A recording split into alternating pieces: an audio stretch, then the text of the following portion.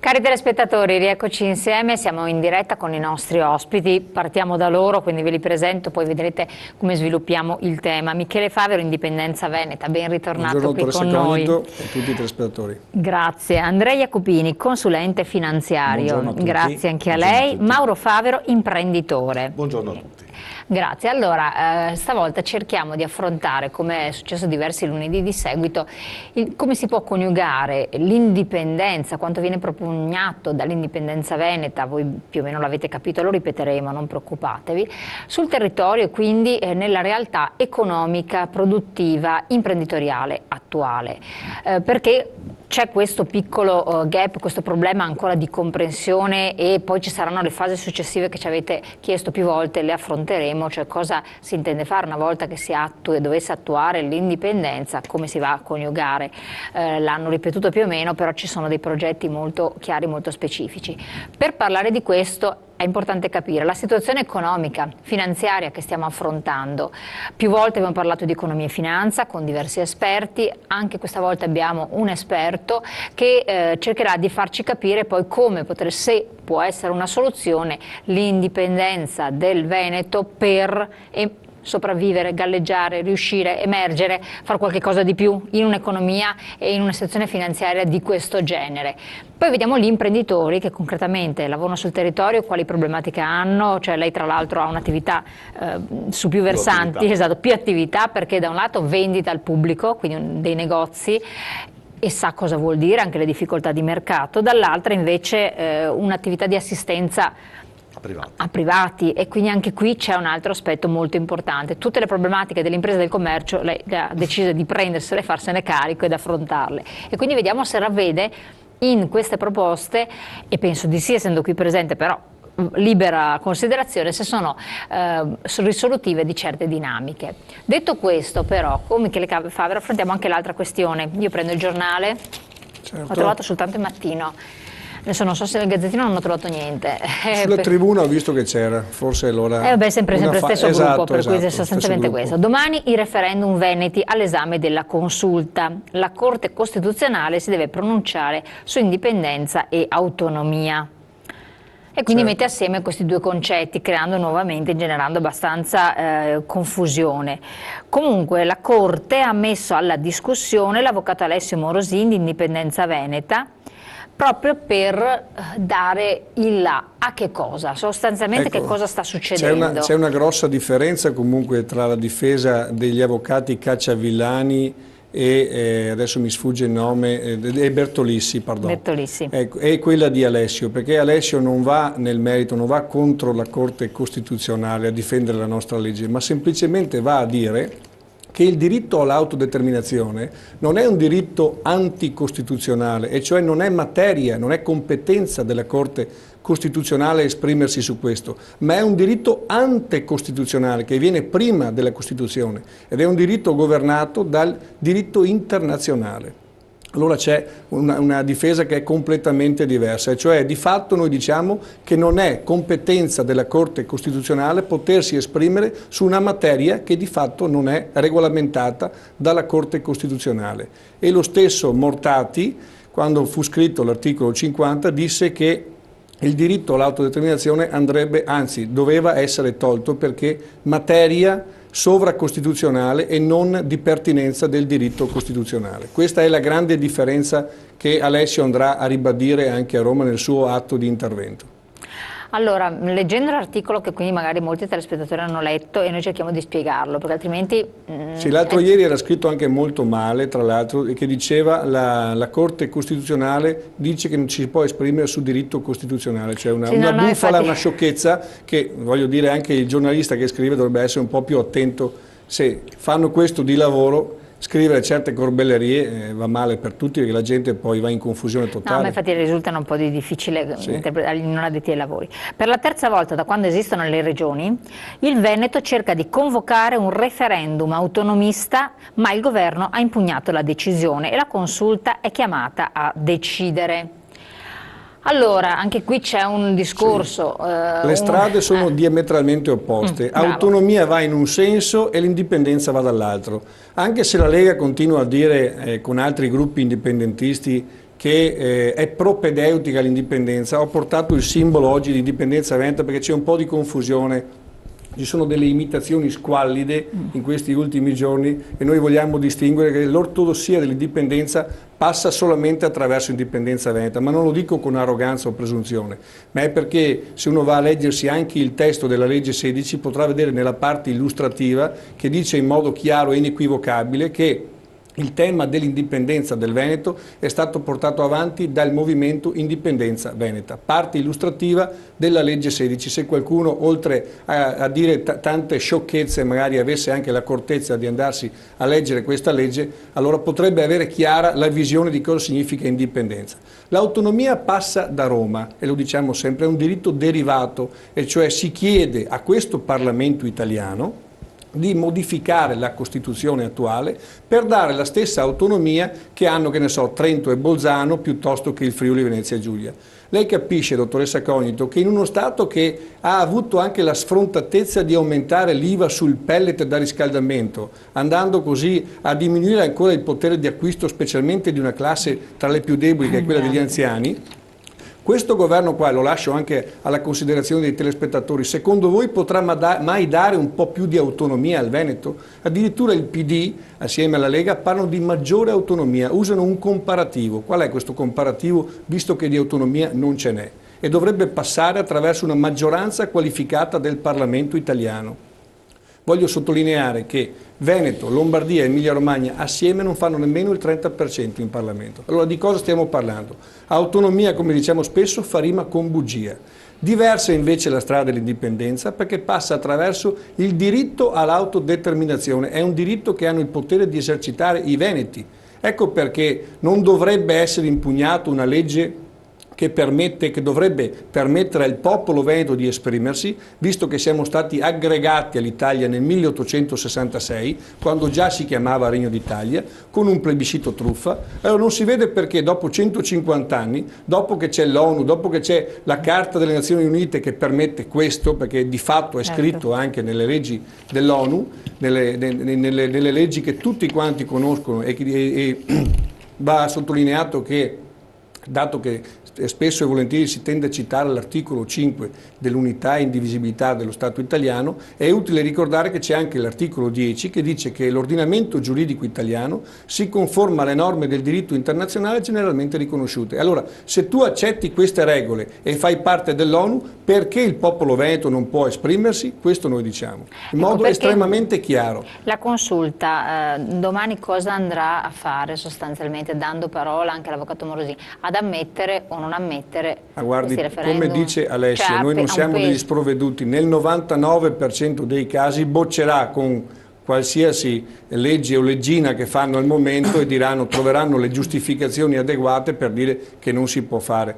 Io non sono un giurista e non so cosa troveranno, ma di sicuro questo Parlamento e questo Stato che è in grado solamente di fare leggi su leggi troverà anche qua il giurista di turno che dirà che non si può fare.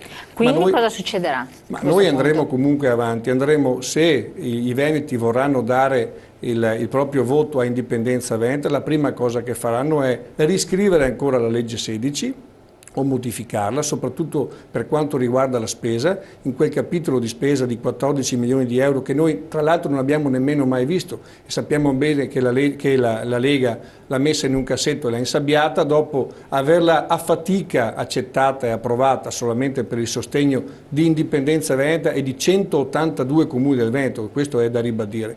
Non è che l'hanno fatta loro, l'hanno semplicemente subita e allora noi andremo a riscriverla togliendo questo capitolo di spesa abnorme che non è poi neanche giustificato se pensiamo che la legge 15, quella legge pasticcio italiana fatta per l'autonomia, costa 3.950.000 e sarebbe già coperta anche tra l'altro dalla Regione senza chiedere ulteriori soldi ai veneti. È utile ricordare che con un residuo fiscale di 21 miliardi basta mezz'ora di residuo fiscale dei veneti per pagarsi anche il nostro referendum. E allora non vedo il motivo per non farlo in primo luogo.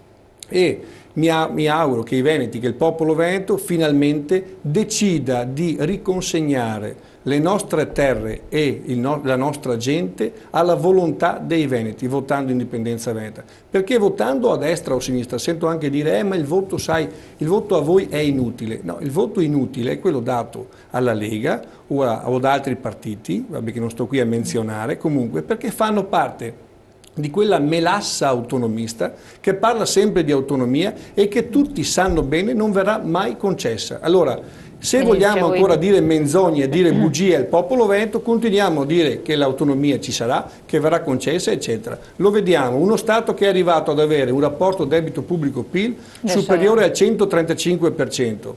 Un debito pubblico che supera i 2.234 miliardi, non sono adesso in linea, in collegamento con l'Istituto Bruno Leoni, ma invito i veneti a verificare se quello che dico è vero. E come sappiamo bene, tra l'altro, se togliamo anche dal PIL quella parte di illegalità che c'è dentro al PIL, arriviamo a un rapporto netto del 165%. Questo Stato è tecnicamente fallito, aumentano i produttori di tasse e distruggono i produttori di ricchezza, come ad esempio c'è qui il nostro imprenditore Mauro Favero, e credo potrà dire anche lui che la verità è questa, e le difficoltà delle imprese sono sempre più grandi e insormontabili. Benissimo, quindi a questo punto, al di là di quello che può succedere domani, infatti anche dall'articolo c'era scritto che la Corte ha messo alla discussione, però lo stesso avvocato Morosini è il primo a sapere di non avere speranze, poi anche se citerà comunque, come esempio virtuoso certo, il referendum secessionista concesso dall'Inghilterra alla Scozia in opposizione a quello negato alla Catalogna in Spagna, quindi questo sostanzialmente... Ricorreremo comunque anche alla Corte dei diritti dell'uomo in ogni caso. Ma la cosa importante, io ho citato questo paragrafo perché se una persona non riesce a conglobarlo nel tutto, vuol dire che lo stesso Morosini non ci crede al discorso di indipendenza, in realtà no, non ci crede all'esito della decisione della consulta, però voi mettendovi, siccome non molti sono a conoscenza, tra i quinti, quarti, quinti, ce ne sono 5 candidati alla presidenza della regione del Veneto. Beh, addirittura sono di più se non erro, perché è subentrata anche Lucia Di Coletto, se non erro. Sì, Lucia Di Coletto c'è. E poi, vabbè, ci sono altre forme di indipendentismo, mi sembra già. Non credo che comunque mi sembra... non so se hanno raggiunto il quorum, esatto, comunque più o meno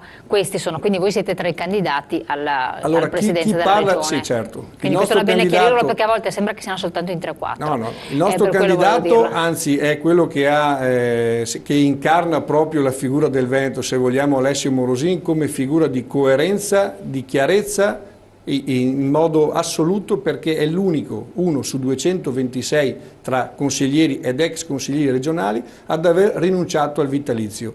Altri schieramenti che adesso si sono così uniti alla forza leghista presentano dei consiglieri regionali che godono di un vitalizio attuale di oltre 4.000 euro al mese. Non lo so che cosa andranno a dire ai veneti che hanno una pensione da 700 euro o che hanno perso il lavoro o che sono esodati. Guardate, votate me perché io ho un bel vitalizio, mi sono guadagnato questi favori dello Stato italiano in spregio a tutti quanti quelli che sono invece i dettami anche che direbbe l'indipendenza, e cioè di avere delle regole chiare e non dei privilegi.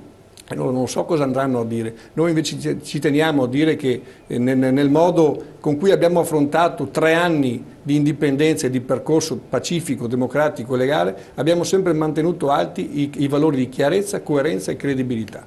3 cose che ci distinguono nettamente da tutti gli altri. Ripeto, l'ortodossia dell'indipendenza passa da indipendenza veneta. Chi vuole votare altro, vota chi vuole, perché tanto non cambia nulla. C'è una melassa autonomista che non parla di indipendenza.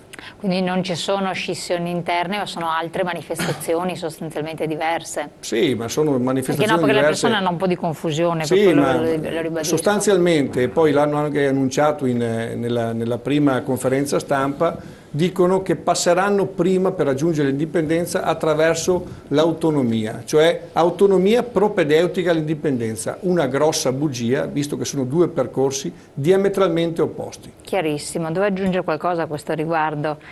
No, oppure sono fortemente colpito da quello che dice Favero. Il problema è l'Italia, credo, secondo me, nel senso che io parlo per il settore bancario.